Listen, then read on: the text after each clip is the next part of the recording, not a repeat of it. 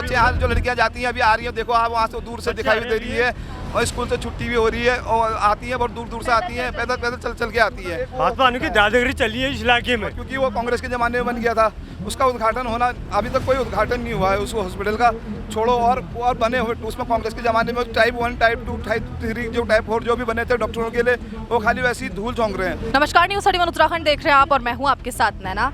जैसा कि आप लोग जानते हैं कि उपचुनाव नज़दीक है और इस वक्त न्यूज़ 31 उत्तराखंड की टीम जो है वो बागेश्वर के गांव की तरफ अपना रुख कर चुकी है और इस वक्त हम पहुंच चुके हैं हरबगड़ गांव में। यहाँ पे मेरे साथ बहुत से लोग मौजूद हैं। चलिए इनसे जानते हैं कि क्या कुछ इनकी समस्या है जिसका समाधान आज भी नहीं हुआ है और इस बार ये किसको प्रत्याशी के रूप में अपना देख रहे हैं, किसको जिताने का इन्होंने प्लान बनाया है। सबसे पहले तो बहुत बहुत स्वागत है आप लोगों का न्यूज़ 31 उत्तराखंड में। अपना नाम बता दें। मेरा नाम सुरेश राम।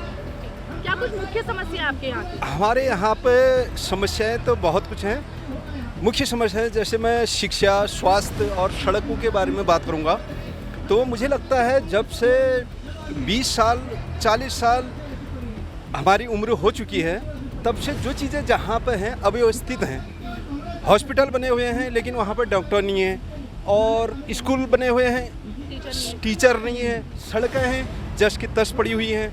ऐसी कई समस्याएं हमारी मूलभूत आवश्यकताएं जो हैं ये यहाँ पर काफ़ी समस्या हमारे क्षेत्र की बनी हुई हैं और इसे हमें बहुत यहाँ पर समस्या है इस बात की। और हम चाहते हैं कि कुछ सरकार को हमने कितनी बार चेताया लेकिन उसने आज तक कहीं भी हमारा कोई ख्याल नहीं किया, जनता पर कोई इतना ध्यान नहीं दिया। हम चाहते हैं कि इस बार सरकार हमारी चेंज हो जाए और हमें एक मजबूत सरकार मिले जो हमारे मूलभूत आवश्यकताओं को समझे, पूरा करे। क्या कुछ मन बनाया आपके गाँव के लोग? हमारा इस गांव के लोग चाह रहे हैं कि सबसे पहले हम अपना जनप्रतिनिधि बदलें और जिससे हमारी बात वहाँ पर सुनी जाए और हमारी समस्याओं का समाधान हो पाए। आपका नाम क्या है? मेरा एक्स सुबेदार मेजर राजेंद्र सिंह डसीला। क्या कुछ मुख्य समस्या है जिनको आज तक भी नहीं सुना गया? मुख्य मांगे हमारी मैम यह है कि सबसे पहले हमारे यहाँ सड़क नहीं। इस सड़क को खुदे हुए तकरीबन 20 साल हो गए। ये कांग्रेस पार्टी के बारे में ये सड़क हमारी खुदी हुई थी और यह सड़क है चकुटिया गरुड़ दोनाई चकुटिया नेशनल हाईवे, नाम इसका नेशनल हाईवे है, लेकिन ये जो है नौगांव तक ही सीमित है अभी तक। 20 साल के अंदर जो ऊपर की जो पब्लिक है सब जो है बीमार हैं, डोली में लेके आते हैं बरसात के टाइम पर, और कोई बंदा गाड़ी ऊपर जाती नहीं है, बरसात के टाइम पे गाड़ी ऊपर जाती नहीं। हमने सरकार से कई बार अनुरोध कर दिया, कई चिट्ठियाँ हमने उनको दे दी हैं लेकिन हमारी कोई सुनने वाला नहीं है। तो इस बार हमने जो है मन बना लिया है कि जो है हम सबसे पहले तो अपना विधायक चेंज करें। अगर नेक्स्ट विधायक हमारा आ जाएगा, हमें आशा ये है कि सबसे पहले तो कांग्रेस ने ये रोड खुदवाई थी, अगर हमारे यहाँ कांग्रेस का विधायक आ जाएगा तो हमारे इलाके का कुछ विकास हो। आपका नाम क्या है? मेरा नाम कमलेश कांडपाल है। जैसे कि यहाँ पर हमने कई सालों से मतलब देखते आ रहे हैं, एक जैसे ये आज ये मंदिर के प्रांगण में जैसे आप एक जैसे ये मंच हो रहा है प्रांगण में, ये एक मतलब एक टाइप से उनकी स्थली रही है जिन्होंने यहाँ से आंदोलन किया हुआ है। आंदोलन के 96-97 के दौर में आंदोलन किया हुआ है।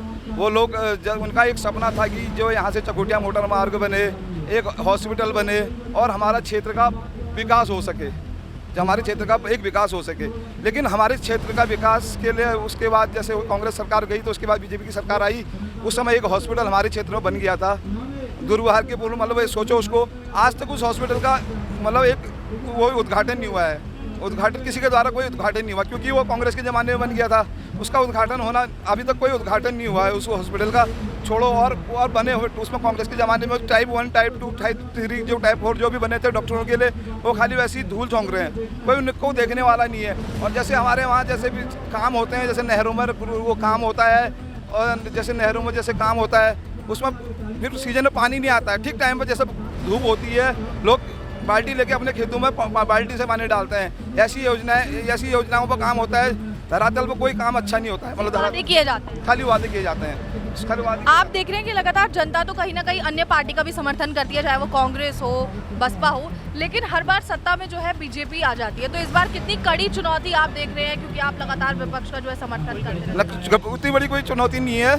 चुनौती इस बार हम हमारा जो एक वो था, जो हम जो लोग जो अलग हो गए थे, जो हमारा जो परिवार था वो अलग चुका था, मतलब ऐसे हम आपस में वो हो गए थे। इस बार हम सब एक मिलकर, इस बार हम सब एक हैं। हमने सबने सोच लिया है इस बार बसंत कुमार को हमने 20,000 वोटों से जिताना है। लगा यहाँ से लग पड़ के, मतलब हमने पूरा एक वो कर रखा है, ज़बरदस्त हमारे वो है रुझान है। वो लोग क्या कर रहे हैं, जैसे उनको पता चला कि अभी यशपाल आर्या जी देवनाई क्षेत्र में जा रहे हैं, तो उन लोगों ने क्या किया, हमसे पहले आगे हमारे रास्ते में, अभी हमारे पास तो अभी ये बैनर पोस्टर ये झंडे आए नहीं है, और उन्होंने अपने आगे से आगे हमारी अपनी गाड़ी लेके आके पोस्टर जो लगा रहे हैं। ऐसा करते हैं जैसे कि वो करते हैं, मतलब एक हिसाब से दबाने, किसी को तो राजनीति दबाने की कोशिश भी करते हैं हर किसी को। जैसे कोई गरीब आदमी है वो हमारी पार्टी में आ गया तो उससे क्या कहेंगे, उसको दबाएंगे, उससे कहेंगे अरे तो वहाँ क्यों गया था, उनके पीछे क्यों लगा था, इस टाइप की बातें भी करते हैं। और जैसे हम भी ये कहेंगे, हमको भी दबाने की कोशिश करेंगे, हमको भी कहीं से टॉर्चर करते हैं, हमको भी दबाने की कोशिश होती है। हाँ, खुल के आगे नहीं आने देते हैं। आपका नाम क्या है? कुंदन सिंह रशीला। क्या कहना चाहेंगे, 5 तारीख को वोटिंग है, क्या मन बनाया इस बार? मन बनाया कांग्रेस पार्टी जीतेगी, बसंत कुमार जीतेगा, बसंत कुमार जीतेगा। यहाँ विकास नहीं हुआ है, खाली ये राजनीतिक वोटी वो कर रही है बीजेपी वाले। कुछ ही नहीं है, कुछ ही नहीं है, कुछ नहीं है। न पेयजल है, न शिक्षा है, न स्वास्थ्य है, कुछ भी नहीं है। और रोड की हालत ये हो रही है, आप आए होंगे रोड से, रोड की हालत ख़त्म है। यहाँ कुछ ये भाजपा वालों ने तो यहाँ का भंडा फोड़ कर रखा है, भंडा दाल कर रहा है भाजपा वालों ने। रोडों का भी, शिक्षा और स्वास्थ्य, इनकी दादागिरी चलती है। लेकिन बीजेपी वाले तो ये कह रहे हैं कि उनके 95% तक काम पूरे ही हो चुके हैं। हाँ, और क्या, आपने देखा होगा, आप आए होंगे यहाँ, आप आए होंगे, आपने देखा होगा। इससे आगे के जाओ आप, कुछ नहीं हुआ है। कार्यकर्ताओं को दिया है, जो बूथ लेवल का है उनको दिया है, जो उनके साथ मिला हुआ है, जो मिला है उनको दिया है, जो उनकी एक टोली है, हर बूथ में 8-10 लोगों की जो टोली है, उनकी टोली है, वो उनको दिया है। उन लोगों का विकास हुआ, उनका पर्सनल विकास उनका पर्सनल विकास हुआ है, बोले बड़े लेवल में पहुंच गए, लेकिन हाँ जनता को भूल गए, लोगों का विकास हुआ है। क्योंकि मैम एक रास्ता बनता है, उसमें विधायक नीति 2 लाख रुपए लिखा जाता है, लेकिन वो विधायक नीति में 15 कट्टा 16 कट्टा सीमेंट पड़ता है। और उसके बाद अभी 6 महीने पहले विधायक नीति का रास्ता बना होगा, अभी उसमें तुम देखोगे वो रास्ता चलने लायक नहीं होगा। अगर देख लेना, अब अगर उसमें देखा जाए तो अगर हम कहेंगे हम एक सूचना का अधिकार ले लेंगे या कुछ करेंगे, हमको टॉर्चर करेंगे, तो मानने की धमकी देंगे। और राजनीति भाजपा की दादागिरी चली है इस इलाके में। आपका नाम क्या है? देखिए सर, मेरा नाम पनीराम आर्या है, मैं एक सामाजिक कार्यकर्ता हूँ। देखिए, अगर विकास का अगर सरकार दावा कर रही है ना, तो आप भी अभी रोड से आए होंगे, आपने रोड की हाल देख ली, रोड की हाल देख ली नहीं। ये जुमलेबाजी की सरकार है, ये जुमलेबाजी, इसमें जुमलेबाजी की सरकार है। और यहाँ से सिर्फ जुमले से ही काम चलता है, धरातल में तो कोई काम है नहीं ना। धरातल पर आप अगर इतनी दूर बच्चों को पढ़ने जाना पड़ता है यहाँ क्या, यहाँ जब हम पढ़ते थे, हम यहाँ से गरुड़ तक गए थे, 5-5 किलोमीटर दूर पढ़ते थे। आज इतने यहाँ पर अगर बीच में अगर जाते हैं तो पुलिया सही नहीं है, रास्ते सही नहीं है, ये पहाड़ी पानी आता है, और ये पहाड़ी रास्ता, ये रोडों की हालत है। यहाँ पर इंटर कॉलेज है मंतोली में, कम से कम यहाँ पर 300-450 बच्चे पढ़ते होंगे। अभी वहाँ पे प्रिंसिपल का पद खाली है।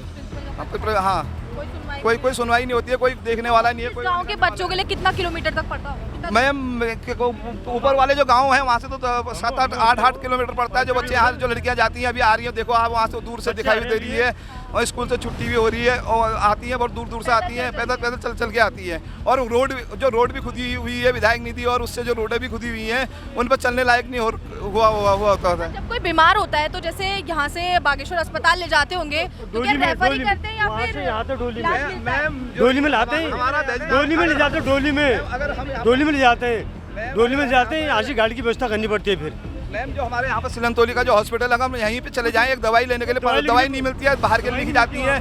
और अगर ऐसी, और जब बैजनाथ जाते हैं तो बैजनाथ में हमको सब दवाइयाँ बाहर के लिए लिखी जाती हैं। अगर कोई जैसे डिलीवरी या कोई वो वाली महिलाएं होती हैं, ये समस्याएं हमने झेल रखी है, ये समस्याएं हमने झेल रखी है।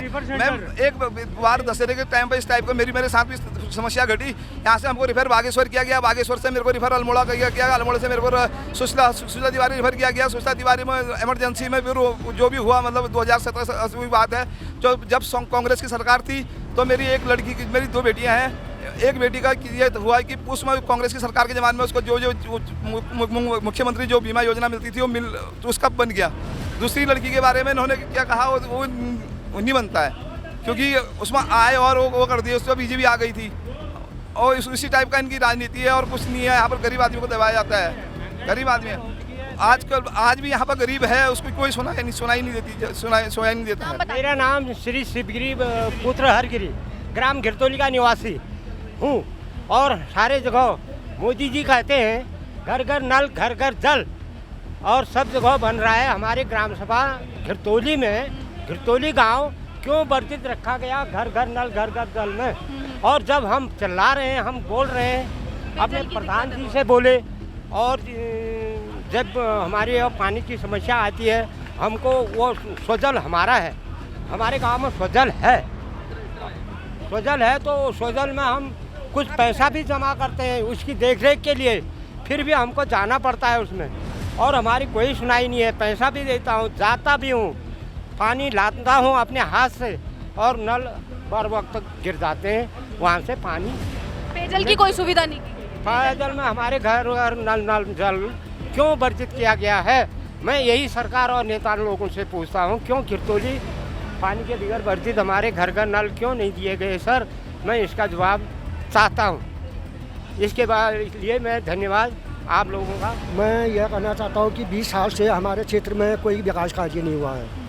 हमारा चकुटिया मोटर मार्ग है, हमारे जौनाई से ऊपर को कोई क्षेत्र में कोई विकास नहीं हुआ, कोई रास्ता नहीं बना है। हम हड़बड़ के गांव से घिरतौली को चलते हैं तो रास्ते नहीं है हमारे लिए, तो हमारे मामू हैं, कोई रास्ता नहीं है। हड़बड़ से हम भिटारकोट जाते हैं, कोई रास्ता नहीं है। अगर देखो तो हमारे यहाँ रास्ते नहीं है, पानी नहीं है।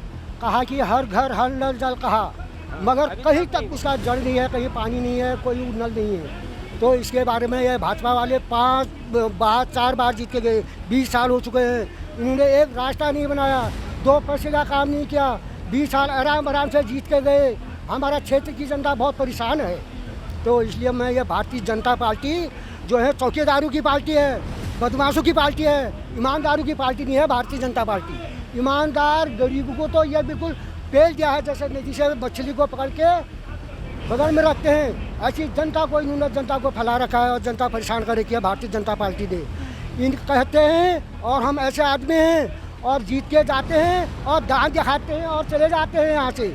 यह हमारे उसके बाद दिखाई नहीं देते हैं, और बड़े बड़े आदमी को पकड़ते हैं और वही बात करते हैं, कहते हैं जौनाई घाट क्षेत्र हमारी है। जौनाई घाट क्षेत्र में रास्ता नहीं है, हर बगल से भिटारकोट जाने वाला का रास्ता नहीं है, हर बगल से घिरतौली जाने वाला रास्ता नहीं है, हर बगल से ग्वालियर जाने वाले रास्ता नहीं है। क्या करती है हमारी गरीब जनता?